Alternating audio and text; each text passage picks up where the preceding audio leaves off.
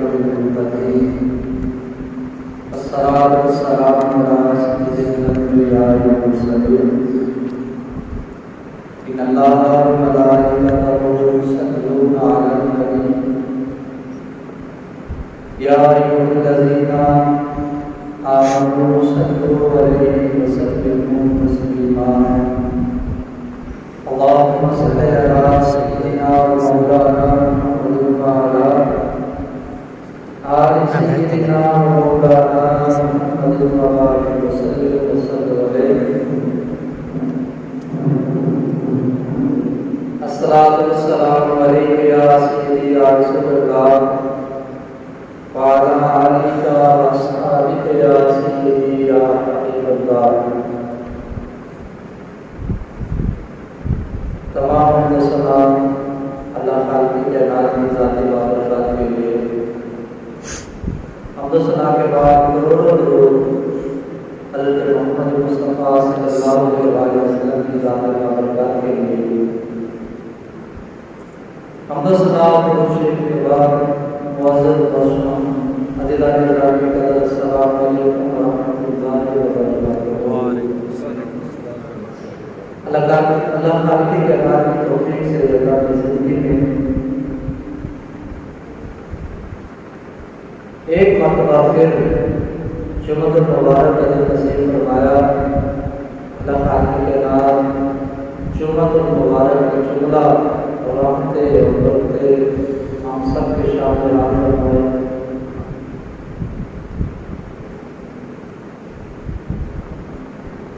نبی رحمت صلی اللہ علیہ وسلم کی ایک حدیث پاک ہے. آج کی مختصر سے گفتگو ہوگی.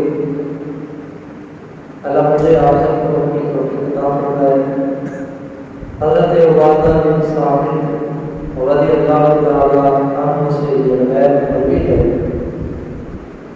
کہ نبی اکرم صلی اللہ علیہ وسلم نے فرمایا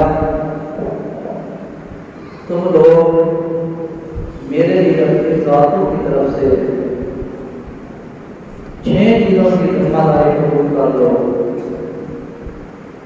فرمایا تو میں محمد صلی اللہ علیہ وسلم تم لوگوں کے لیے جنت کی ذمہ داری قبول کر لو.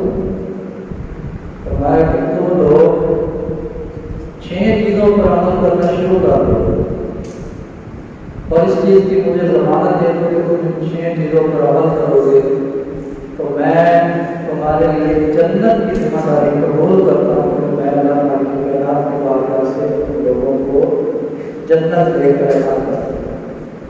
وہ کون سی 6 چیزیں ہیں؟ اللہ کے نبی علیہ السلام نے پہلے چیز ارشاد فرمائی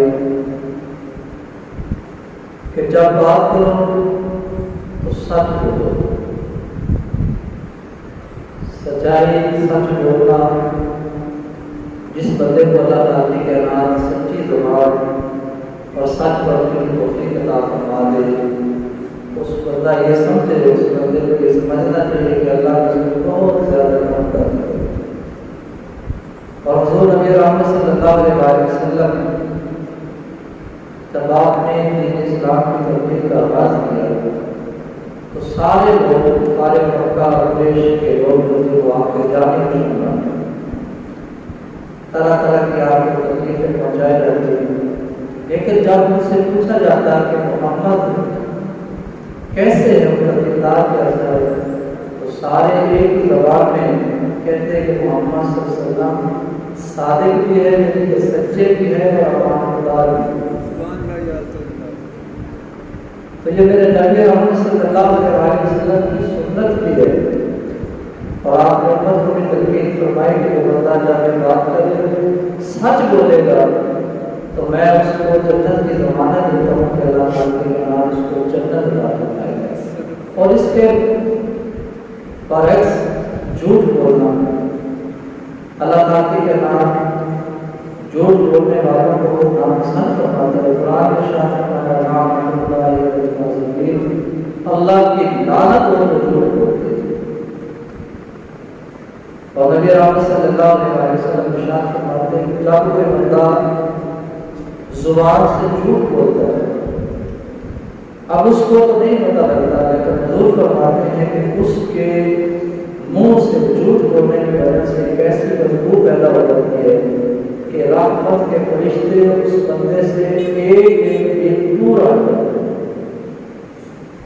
اب کتنی بدبختی اور شرمی قسمت اس بندے کی، جس بندے کے قریب رحمت کے فرشتے بھی نہیں آتے، اور جس بندے کے قریب رحمت کے فرشتے نہ آئے، اللہ کی راہ اس کو کیسے نصیب ہوگی؟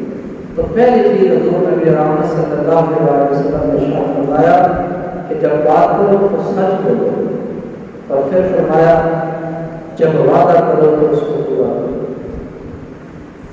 آج ہمارے اندر، میرے اندر، آپ سب کے اندر یہ خامی بڑی کثرت کے ساتھ پائی جاتی ہے کہ ہم وعدہ کرنا لیتے ہیں کسی سے، کسی لین دین کا وعدہ، کسی سے ملاقات کا وعدہ، لیکن بعد میں وعدہ کو پورا نہیں کرتے اور سمجھتے ہیں کہ یہ گناہ ہے۔ لیکن اگر آپ غور کریں تو حضور نے جن 6 چیزوں کو پورا پر عمل کرنے کی ترغیب فرمائی اور فرمایا کہ اگر 6 چیزوں پر عمل کرو گے تو اللہ تعالیٰ کے نام میں جنت عطا فرمائے گا۔ تو دوسرے نمبر پر ارشاد فرمایا کہ جب وعدہ کرو تو اس کو پورا کرو۔ اب ہم نے اس کو گناہ نہیں سمجھا کہ وعدہ کر کے اس کو پورا کرنا یہ جنت میں لے جانے والا ہے۔ تو اپنے اندر میں بھی آپ سب یہ خصلت یا پیدا کریں کہ اگر کسی سے وعدہ کریں۔ حضور نبی رحمت صلی اللہ علیہ وسلم سے ایک مرتبہ شخص نے کہا یا رسول اللہ صلی اللہ علیہ وسلم، میں نے آپ کی بات کر کے آپ تھوڑے دیر یہاں ہے، میں ابھی آتا ہوں۔ حضور نے فرمایا کہ روایات میں آتا ہے کہ 3 دن تک حضور اسی جگہ کھڑے ہو کر اس بندے کا انتظار کرتے ہیں، اور تیسرے دن وہ بندہ وہاں سے گزرا، اس کو یاد آیا کہ میں نے حضور سے یہ بات کہی کہ میں آپ سے بات کرنی ہے، تو حضور نے بات کرنا کہا کہ یاد ہے مجھے مشکل ملا۔ تو حضور نے اس بات کا وعدہ کیا تھا کہ میں تمہاری بات سنوں گا۔ حضور 3 دن تک اس بندے کو انتظار کرتے ہیں۔ تو جب بھی کسی سے وعدہ کریں کوشش کریں اس کو پورا کریں، اور پھر فرمایا کہ جب تمہیں امین بنایا جائے، تمہارے سپرد کوئی امانت کی جائے تو اس امانت کو ادا کرو۔ اب امانت روپے پیسے کی صورت میں بھی ہو سکتی ہے، کسی کی قیمتی چیز آپ کو امانت دے سکتا ہے، تو آپ کے ذمہ یہ ضروری ہے کہ آپ اگر آپ کو کوئی امانت دیتا ہے تو اس کی حفاظت کریں۔ جب آپ سے واپسی کا مطالبہ کیا جائے تو اس کو اسی انداز کے ساتھ اس کی امانت واپس کر دیں۔ اور ایک دوسری امانت بھی ہے، کچھ لوگ پیسے کے معاملے میں، کسی چیز کے معاملے میں تو بڑے امانت دار ہوتے ہیں، لیکن اگر کسی کے پاس کوئی راز آ جائے، میری یا کسی کو کوئی بات نہ ہو جائے، اور اس بات کو کرنے سے اس بندے کی بے عزتی کا اندیشہ بھی ہو، اس کے عزت نفس کو مجروح ہونے کا بھی اندیشہ ہو، تو اب یہ بات کہ میرے پاس ایک امانت ہے، مجھے چاہیے کہ اس امانت میں خیانت نہ کروں، کسی کے راز کو، کسی کے ایسے عمل کو کہ جو عمل لوگوں کو ناپسند ہو، بس میں نے وہ گناہ بھی کرتا ہے، آپ نے دے دیا ہے تو آپ اس کے گناہ کو سزا کریں۔ یہ نہ ہو کہ آپ کسی کا تھوڑا سا غلطی اور گناہ دیکھ کے اس کو نشر کرتے پھرے، لوگوں کو بتاتے پھرے کہ اس نے یہ غلط نہیں کیا۔ حضور نبی رحمت صلی اللہ علیہ وسلم نے ارشاد فرمایا کہ اگر کوئی بندہ دنیا میں کسی بندے کے کسی گناہ کو دیکھتا ہے اور اس پر پردہ ڈال دیتا ہے، حضور فرماتے ہیں کہ قیامت والے دن اللہ تعالیٰ کے رات دنیا میں جو اس نے ایک بندے کے گناہ پر پردہ ڈالا تھا، قیامت والے دن اللہ اس کے گناہوں پر پردہ ڈال دے گا اور اس کے لیے جنت کا راستہ آسان کر دے گا۔ اب یہ تو کسی کے گناہ پر پردہ ڈالنے سے کام ہوتا ہے۔ حضور فرماتے ہیں کہ اگر کوئی بندہ خود گناہ کر لیتا ہے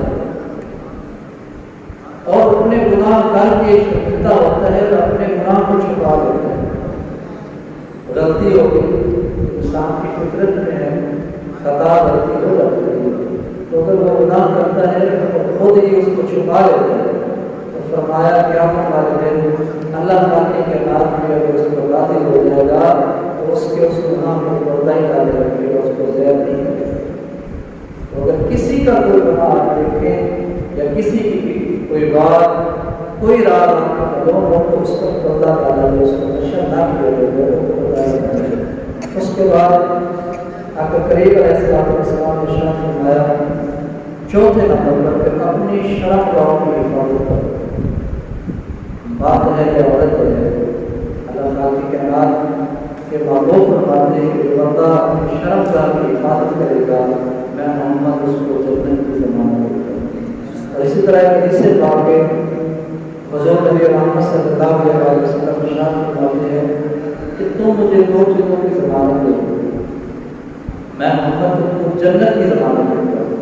پوچھا کہ یا رسول اللہ صلی اللہ علیہ وسلم وہ کون سی دو چیزیں ہیں؟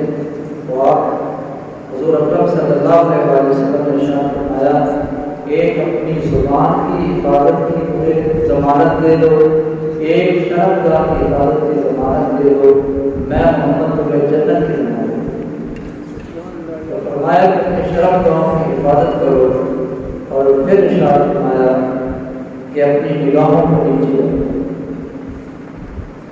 اب بازار میں جا رہے ہو، کسی دکان میں کسی کے پاس بیٹھے ہو تو اپنی نگاہوں کی حفاظت بھی کریں. اللہ تعالیٰ کی کتاب میں قرآن مقدس میں مردوں کو باقاعدہ حکم عطا فرمایا ہے کہ اپنی نگاہوں کو کھینچا رکھیں بلا وجہ ادھر ادھر دیکھنے سے.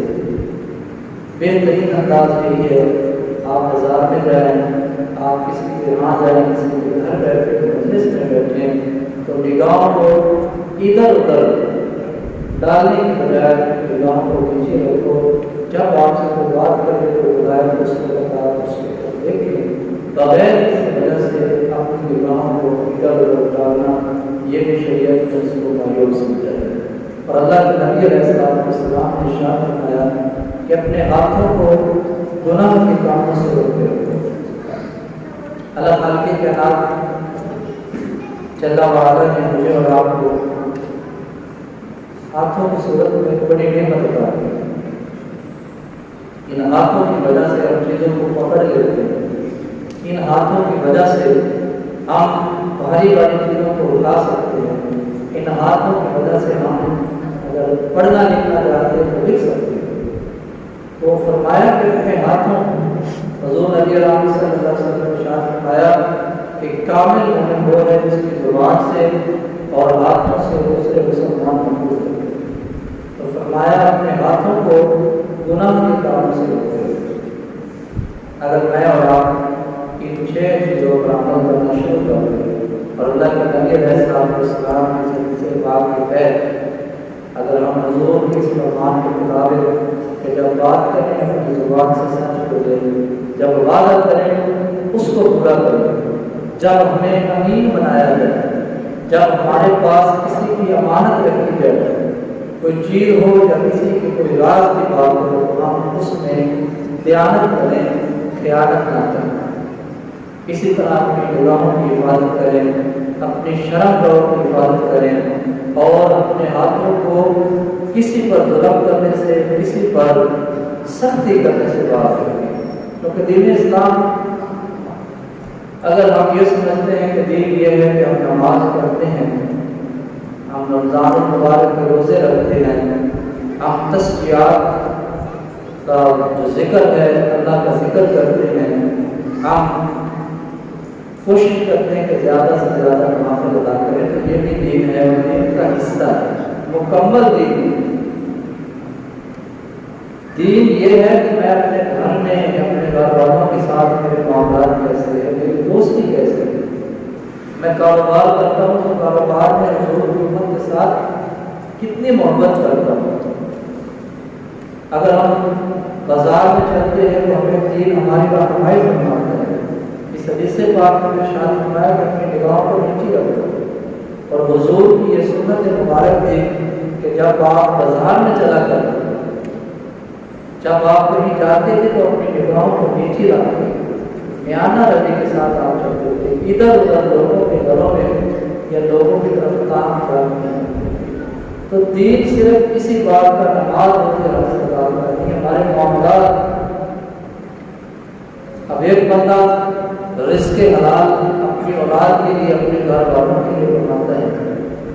حضور نبی رحمت صلی اللہ علیہ وسلم ارشاد فرماتے ہیں کہ اس بندے کو بھی وہ سمجھو کہ وہ اللہ کی عبادت میں. حضور تشریف فرماتے، صحابہ بھی بیٹھے تھے. کیا تقریب علیہ السلام کے قریب سے ایک شخص گزرا جس کے بال بکھرے ہوئے تھے، حالت کا خستہ. تو صحابہ نے کہنے لگے کہ کاش یہ بندہ یہ جو دنیا کے لیے اتنی محنت کر رہا ہے، کاش یہ آخرت کے لیے فکر کرتا ہے. تو حضور نبی رحمت صلی اللہ علیہ وسلم نے ارشاد فرمایا کہ کیا تم اسی بات کو دین سمجھتے ہو کہ بندہ نماز پڑھے، روزے رکھے، جہاد کرے، اس کے علاوہ بھی معاملات ہو سکتا ہے کہ بندہ اس وجہ سے پریشان ہو، اس وجہ سے اس کی حالت شکستہ ہو کہ اس کے ماں باپ بوڑھے ہوں اور یہ ان کی خدمت کے لیے اس کے حالات کا فرمایا یہ دین کا بھی ہوگا. ہو سکتا ہے کہ اپنے گھر والوں کے لیے، اپنے بیوی بچوں کے لیے اس کے حالات تلاش کر رہا ہو تاکہ میرے بچے لوگوں کی طرف نہ دیکھیں اور کسی کے محتاج.